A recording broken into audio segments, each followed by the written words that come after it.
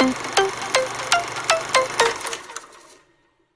guys, how's it going? Welcome back to Cine Club. Today I want to talk to you about the final installment of the franchise of Planet of the Apes, and that is War for the Planet of the Apes. Directed by Matt Reeves and written by Mark Baumbach and Matt Reeves as well. In this one, we follow Caesar once again after the devastating losses both for human and apes that happen at the end of Dawn of the Planet of the Apes. Caesar is in hiding, he's trying to protect the apes, and many humans believe that Caesar is dead, but they're still trying to fight the apes and hopefully win the war against them. In comparison to all the other movies, I feel like War of the Planet of the Apes is more a story about vengeance against a specific human and not so much anger against humanity. There's always a relationship between Caesar and another human in all of the movies. In the first one, it was between Caesar and Will, who was his owner. In the second one is Caesar and Malcolm, and sort of kind of having a parallel storyline where both want to try and coexist. And then the third one is between him and the Colonel, played by Woody Harrelson. And in many ways, their storylines are very parallel as well. They have both lost family members to this war, and they're both kind of consumed by blind rage and whatever mission they have in order to complete their vendetta. To kind of help the story along, they also bring back the simian flu. So this is still plaguing the humans, and that's kind of where you find a division in the story between the humans. Some believe that the flu can't be cured, others believe that it's better to just wipe out whoever has it and start clean, because otherwise humanity will probably lose and will become what apes were in the past. It's interesting to see how nature is kind of taking its course and how it's really the one who's going to decide if we're going to have a Planet of the Apes or not. However, there are some subtle moments in the movie where they show that humanity can probably overcome the flu and can probably coexist with apes. And while many humans are being shown the way apes were, they don't have the same intelligence, they cannot communicate the same way anymore, there are some signs that they can relearn things. Now, starting with the human side, we normally have very interesting characters on this side.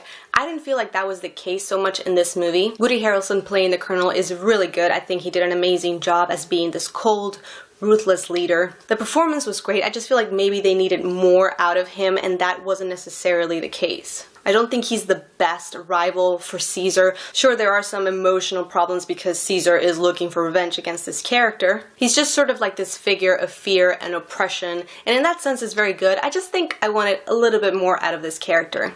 One of the things I really did like about the movie is that we keep adding layers to the character of Caesar, which I think, and I think most of you will agree, is the strongest point of the entire franchise. Andy Serkis' Caesar is incredible. I will not go on and on about it because I can. But in this movie, we see a lot of new weaknesses to Caesar. In this one, he seems very hopeless, he seems very lost, and just very focused on his revenge. And because of that, he does risk the safety of the apes, and therefore no longer feels like the leader that they deserve. I do like that he keeps thinking about Koba, and sort of like Koba's betrayal keeps plaguing him, and it's like this curse looming over him. And he starts to see that he has certain similarities with Koba because there are things that he cannot let go of, the same way Koba couldn't let go of the pain that the humans inflicted on him. But what I do love is that there's lots of little moments in which the apes show Caesar that they still believe in him, that they still have faith in him as their leader, and in all of the things that he has taught them and in the things that they believe in. It's really wonderful to see because Caesar is so down on his luck and he just feels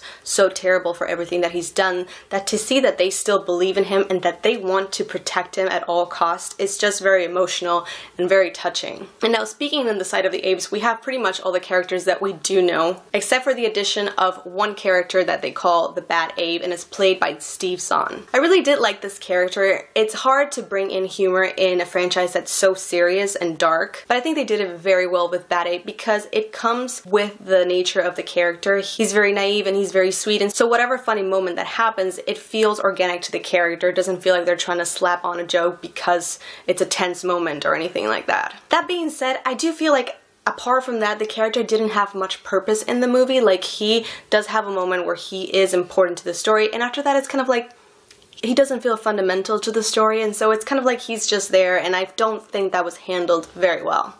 Now, in terms of the ending of the movie and the end of the franchise, and how I feel about it. As an audience, we already kind of know where this is headed. I mean, the title is in all of the movies. We know this is headed towards the Planet of Apes. So there isn't an element of surprise that we can benefit from, but I don't necessarily think there's a problem with that because everything can build up to it and it can still be interesting. My problem is more with the final act of this movie and the fact that this movie is called War for the Planet of the Apes, and the war part is very, very small. I'm expecting a huge climactic moment moment of a war and an epic battle, and it was almost non-existent. Sure, it's fun, sure there's chaos and there's a lot going on, but it kind of feels like it ends a lot quicker than it should have. This is not to say that the resolution is not good. I think that was fantastic. It's just everything that builds up to that could have been a lot better, in my opinion. I mean, Jesus, even the scene with Koba in Dawn of the Planet of the Apes when he attacks the humans, it was a lot better than this climactic moment. There was a lot more chaos, there was a lot more mess, a lot of different stories going on at the same time, and this one was just like, yeah, Caesar needs to do this, and yeah, this is happening over here, but then, you know, all of these coincidental beneficial moments happen and everything is over. So in that sense, it does feel a little bit incomplete and not as satisfying as I'd hope it would be. If I had any complaints about the movie, it would be that. If you guys want me to talk about the ending and how I feel about the end of the franchise in a different video, including spoilers, let me know. I will happily do that because I think there's a lot we can talk about. But guys, that's what I thought about War for the Planet of the Apes. If you have seen it, let me know in the comments section down below what you thought of it. Also, you can let me know, what is your favorite trilogy? There are plenty of them out there, and if you have any recommendations, let me know in the comments section, or you can find me on Twitter and Facebook if you look for CineClub channel. If you like this video, don't forget to give it a thumbs up. You know that is always appreciated. Thank you so much for watching, thank you for subscribing, and I will see you on our next movie date. Bye!